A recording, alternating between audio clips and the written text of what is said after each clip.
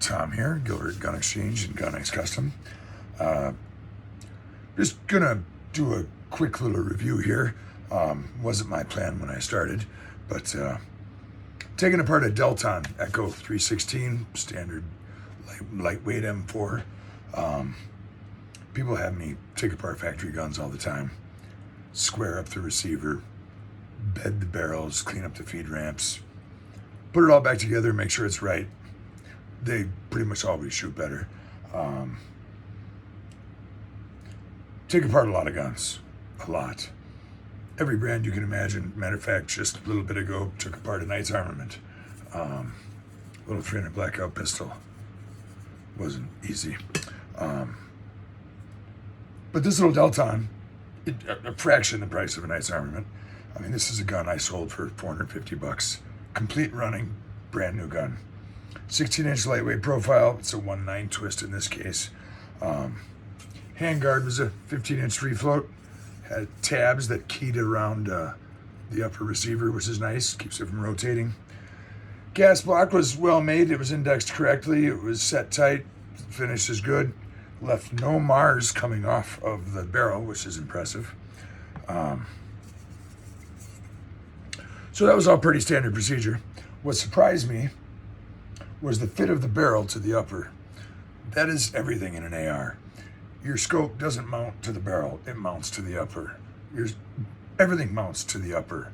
And they're not very tight usually. I mean, most upper receiver barrel relationships, you can just stick the barrel in, take the barrel out. Even that Knight's Armament I just finished up, I was able to just take the barrel out. It had no resistance, there was play.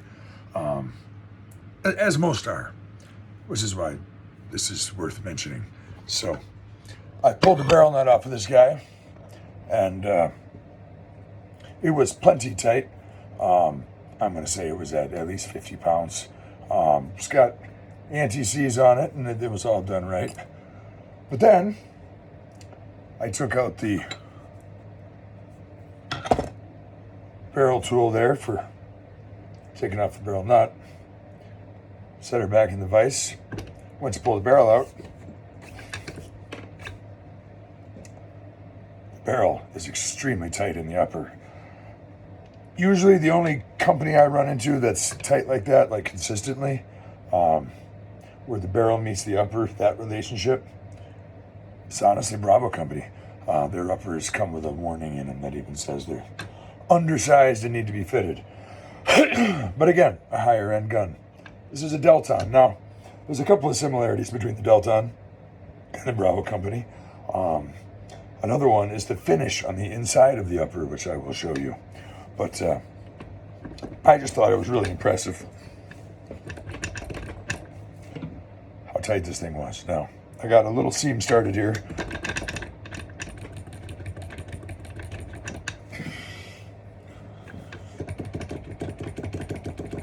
Jeez.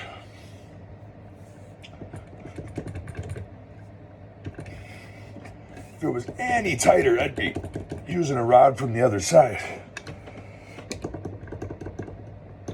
Wow. You don't want to pry on anything in there. That surface where the barrel meets the upper is everything. And I end up lapping those up usually.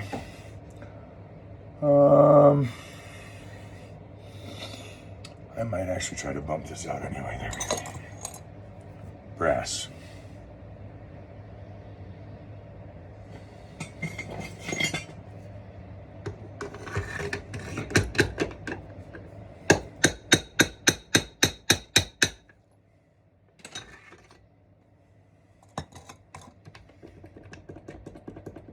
Hey, you're kidding.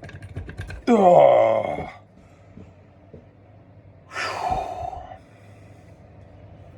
That's tight, folks. Really tight. That's impressive. Especially for what the guns cost. Because again, the scope doesn't mount to the barrel. It mounts to the upper. So how well your barrel fits the upper determines everything. Now, I've never once met an upper where the barrel extension was completely square. I'm sure this one probably isn't either. And I always square them up while I lap them so that that relationship is good. By my figuring, where this shoulder meets that, 1,000th in here equals an inch at 100 yards. So that being said, when you consider CNC machining tolerances and such as that, and how much these cost, I mean, this whole gun was $450. This is probably a $70 upper. I mean, for $70, it's impressive it is right at all. If it was a car part, it'd be $500. When you consider all the machining processes and everything involved in making an upper receiver, they're all ridiculously cheap. Even the expensive ones are cheap, what, 100 and a quarter? Anyway, as I was saying about similarities, one of the unique things about a Bravo company I've noticed is that it has this strange gray coating on the inside that is different than the black anodizing on the outside.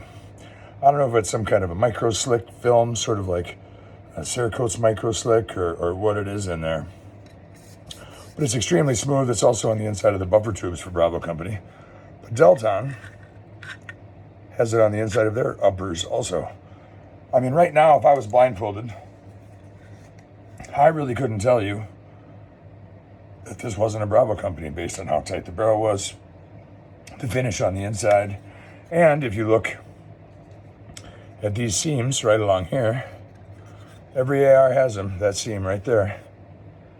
You want to, if you look at those, you want to look for a uniform depth on that seam from front to back, and preferably an equal amount of that seam on each side, because the rails are actually put onto the upper in like a forging. This top rail is a separate piece, and you can find these where that seam will be tighter at the front than the back. That means that the rail is actually juxtapositioned that way. Or you'll find that the seams are bigger on one side than the other, and that means the rail is off this way. Now, it's only a little bit. Your scope, you adjust it, you never see it, but it is a good tell on the quality of an upper is to look at that seam. So anyway, I'm going to continue with what I'm doing, and next I'm going to square this bugger up. I got a tool I run down the bore axis where I slide a collar, and it'll rub on any high spots there that I know where to correct while I lap it. I mean, it looks fairly even, but I guarantee you we touch off on this, there will be slight inconsistencies. I've never met an upper, including a Bravo company, that hasn't had a little something. But again, they're so inexpensive. Moral of the story, this little DelTon, impressive barrel fit. Everything seems well made. Even has a machined crown. I don't know if you can see that, but there is a crown that is fairly uniform and consistent. A lot of M4 barrels, you don't really get a crown. They did a good job. They did a good job, a really good job. And bang for the buck, man. DelTon, who knew?